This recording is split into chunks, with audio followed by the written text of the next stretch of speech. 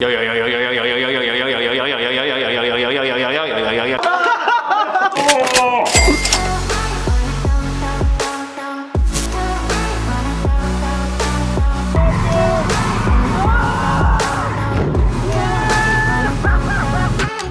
Yo, yo, yo! What is up, guys? Nick the Kai here, Let's Drift Media. Thank you guys for coming back to the channel. It's your first time here, please hit that subscribe button down below. So if you're not your first time here, welcome back to the channel.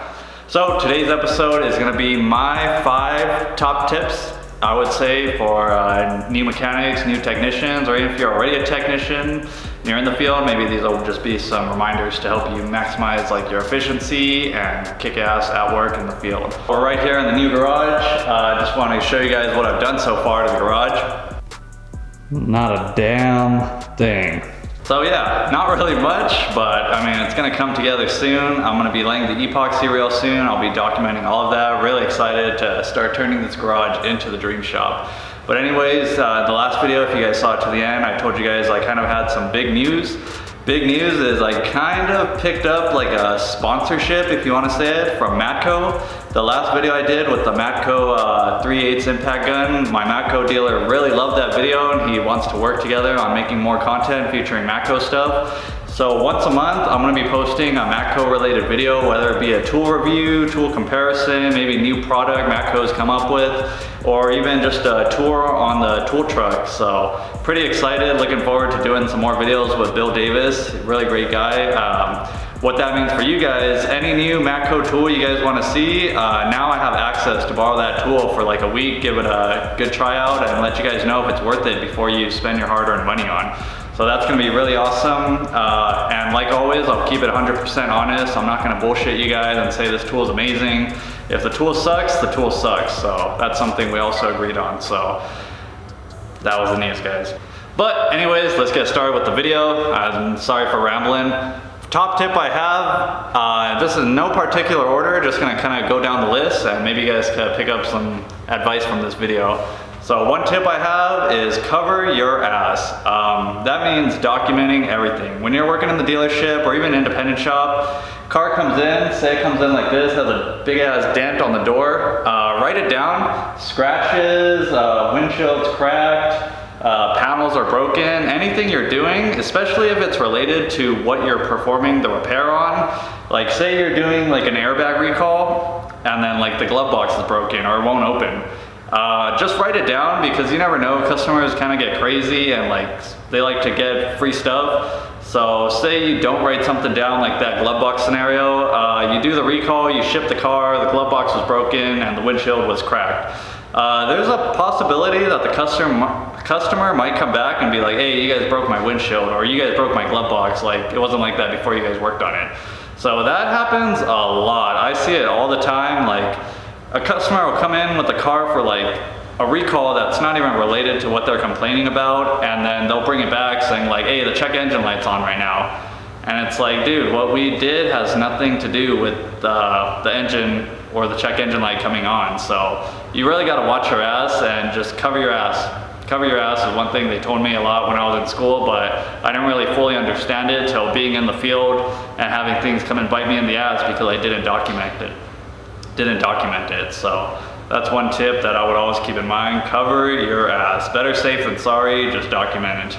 Because I myself even been in a lot of scenarios where I do a recall or I do a repair and then the customer brings it back and says like, hey, ever since you guys worked on my car has been doing this. And like I said, it could have nothing to do with what you did on the car, but you worked on the car, so now you're responsible for it. So definitely cover your ass, guys. Can't say it enough. Another tip of advice I would have is don't be afraid of heavy line / diag. By heavy line, I mean like dropping transmissions, doing engine swaps, replacing cylinder heads, rebuilding engines, even though we don't really do that too much at Toyota. But don't be afraid of it. At the end of the day, it's only gonna make you better. Like when I first started working on cars or when I was a lube tech at Toyota at my first job, I remember I would see guys like tearing apart engines. They would have engines out on a stand and like all the parts spread out on a table, and I was just like, holy crap, like I am not down for that. Like it just looks so intimidating, so scary. And like, I remember getting like maybe my first transmission job at work, like I was a little bit scared, like, oh man, like I've never done it on this car, like am I gonna remember where everything goes? And then seriously, after doing like probably like 1 or 2 transmissions or one maybe engine swap, like after you do 1 or 2, it's really like cake from there. Like you realize like, wow, this is not even hard, like this is super easy. And the more you do, the faster you get at it. So like now when I get Heavyline, like I'm excited because it could be like a car I've never worked on before, or like I've never taken this engine out, but like the concept is pretty much the same across the board for any vehicle. So you just kind of figure out like your attack plan, the way you're gonna attack it, and just put that same tactic into whatever job you're doing. And Heavyline also pays pretty good hours. So especially like when there's no work, you have like a big Heavyline job, it's pretty nice because like you'll be able to spend the whole day on it and you won't have to worry about like constantly getting work, and you can just focus on one thing. So that's one thing, definitely don't be afraid. It's really fun. It's probably one of like my favorite things to do at work, even though it's like pretty hard on your body, but it's just like, to me it's fun. Like I love pulling out engines, I love swapping transmissions, taking engines apart. Like to me that's the fun stuff, and that's like the badass stuff in my opinion. But also when it comes to diag, don't be afraid of diag. I've always been afraid to diag for the longest time. Like get a check engine light, it's like, oh God, like what could it be? Like am I gonna recommend the right part? Am I gonna shotgun the right part? You know what I'm saying? So same thing with diag, the only way you're gonna get better at it is by doing it, and sometimes you're gonna get your ass kicked and you're gonna lose money. Like you're gonna spend 2 hours maybe on a car that's paying an hour for that diag job.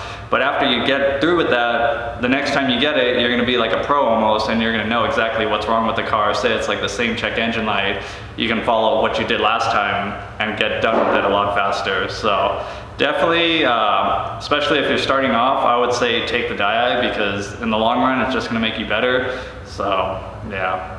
And same with the Heavyline. Everywhere I go, there's still like, there'll be techs that have been there for a couple years and they're like legit scared to do Heavyline. Like they don't want to touch like big jobs, like they just want the easy peasy gravy. And I get it, because Heavyline is hard work compared to doing the easy peasy gravy. But it's like, dude, like how are you gonna be scared of doing like these big jobs? Like not only are you gonna kind of get made fun of, which I know it shouldn't be like a big deal, like people are gonna talk shit, but I mean it's like, dude, like how are you gonna be scared from a job? Like to me, if like you're scared of like working on certain things and like you legit run from it and won't take those take those kind of jobs, it's like, I don't know, I don't want to go too far into that, but it's kind of sad in my opinion. Next tip I have is own up to your mistakes. More than likely, for sure, 100%, you're gonna break things, you're gonna fuck things up, you're gonna do all kinds of bad no-nos on cars, especially on customer cars. You may be doing repair inside the vehicle, maybe taking off some trim panels, and you're gonna break something. You're gonna break plastic clips, you're gonna break clips under the engine bay. A lot of the times it's not that big of a deal, but if you break something, the best bet is just own up to it. I've broken tons of things. I can't even remember how many things I've broken in my career, but you break shit all the time. Shit happens, basically. So if you break something, just let management or whoever's in charge, you know, let them know, like, hey dude, I fucked this up, like we need to replace this. And a lot of times it's not a big deal because you're just owning up to your mistakes.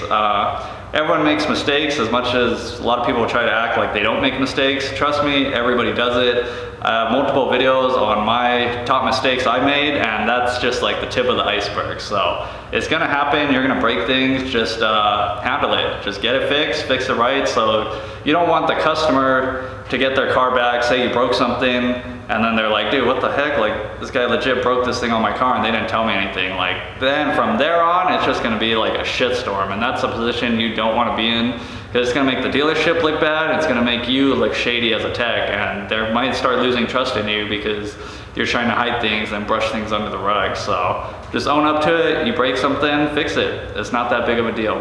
Another tip of advice I would say is worry about yourself. This is one that's even hard for me. I feel like it's probably hard for a lot of people, because working in the dealership, you're gonna be working on a car and you're gonna look around and see what other people are doing. And you're gonna see one guy maybe doing all this gravy, and it's very hard to like not get mad about it and be like, dude, what the heck? Like this guy's getting all this stuff and like I'm over here doing this bullshit. Like that's a very common scenario. Everywhere I've been, people are always worrying about what everyone else is doing, less than what than the work that they're getting. So one thing I would just say is just try and focus on yourself. Like, what they're doing has nothing to do with what you're doing. Just worry about your own jobs, worry about your own hours and your own tickets. And I would say that's probably like the best way to go about it. So, and last tip I have is don't be afraid to ask for help. Everyone needs help at certain times in their career industry. I mean, you shouldn't be asking like nonstop every single day. I mean, if you're starting off, it's all right to ask like all these stupid questions all the time.